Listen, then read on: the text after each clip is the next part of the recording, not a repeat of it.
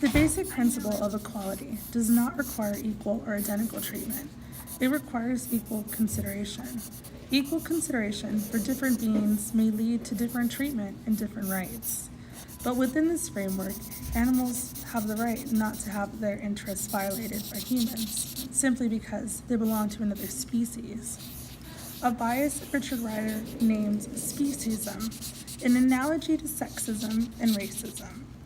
While the use of the legal rights framework is not universally accepted by all, it is something for us to think about as we come into this mass extinction as individuals, as society, and as a race.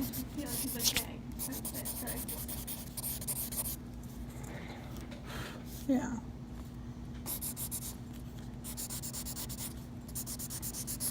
And we follow Montero's words. You want to know where the frogs go? I cannot say, sir, but let me ask you a question. Where did our fish go? Almost all of them left the sea. And in the forest, the wild pigs disappeared, and the migratory ducks, and even the iguanas for eating, they went too.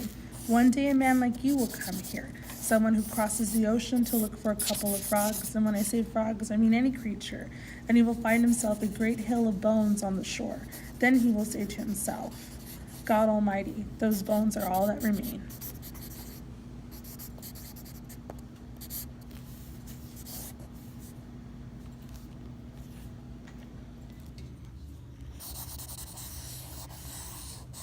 When we talk about man's extinction, we go through, and it becomes these little people that get created out of grass and straw and like herbs of life, and how they get wrapped up, and we're all kind of connected to this place that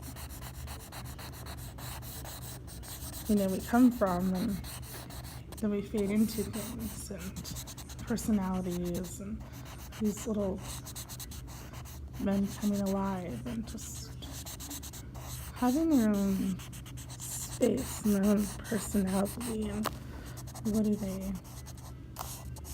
fall into and where do they go? And they become this little community of followers, maybe not quite leaders, and then they all go into this dark space or box or place or this equivalent of where do we go and what do we exit into, and how does this exiting create this path, and are we guided into a path, are we not guided into a path, and then we're here and we're not here and we're there. So it's this concept of really trying to figure out if we're on the verge of extinction, what exactly are we going, and what exactly is our extinction? And so I feel like I need to create or set a space or a context or a mobile image into where these little people, these little representations of men, are walking forward and going to go into something. And yet I wanted the person to be able to walk around and realize that there's just a box, and where are they going and where is it being led into, and will they come out the other side, or do they just become part of the box, and is it this kind of essence that we're searching for, looking for in existence to our extinction? So basically, as artists, we take our drawings, we take our concepts, and we start building them, putting them together.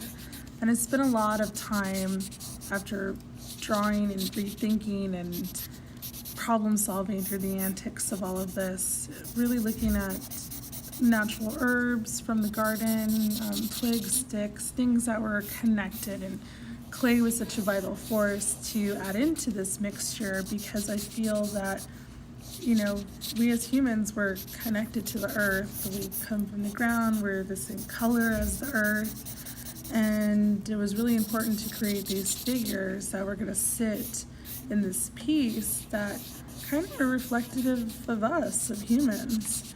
And so this is my work.